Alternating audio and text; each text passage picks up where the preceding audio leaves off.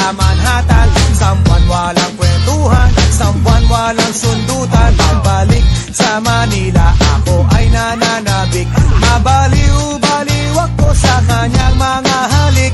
Okay lang di maiwasan na mamiss paminsan-minsan, pero pag kami nakita, aking panggigigilan. Di ko siya titigilan when she comes. Di ko siya titigilan when she comes. Di ko siya titigilan, di ko siya titigilan, di ko siya titigilan when she comes.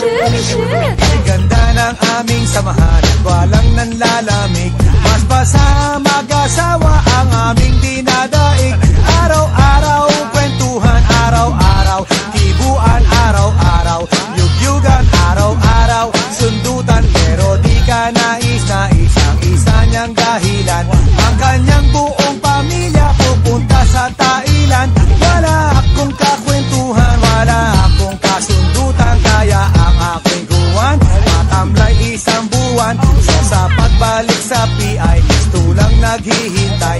Susuburin ko siya at litig lang ang walang latay. Para akong ipo-ipo kahit di siya bagong ligo. Uubusin, tatapusin at wala nang hipo-hipo. Di ko siya titigilan when she comes. Di ko siya titigilan when she comes.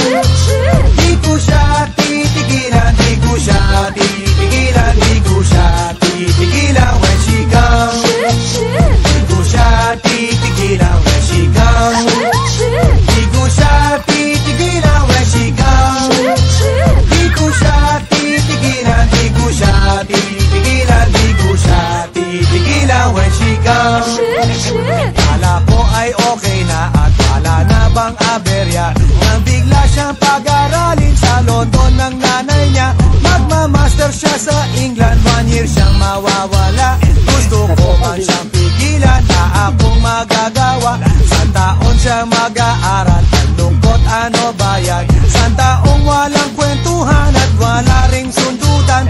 Habang siya ay nasa London, ako ay nandiliit. Para bang ibong barako na walang ibong kakwit. Ipunin lang ang galit at ibuhos sa telephone. Kontrolin ang ayaw, paawat na testosterone. Pinangako sa sarili na aking pagtitisan.